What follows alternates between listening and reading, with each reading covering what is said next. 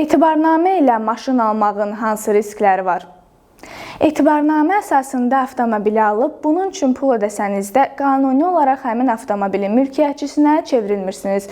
Çünki etibarnamə mülkiyyəti təsdiq edən sənəd deyil. Belə ki, avtomobilin mülkiyyətçisi etibarnamədə göstərilən müəyyən səlahiyyətlərini sizə ötürsə də, mülkiyyət hüququ həmin şəxsdə qalır.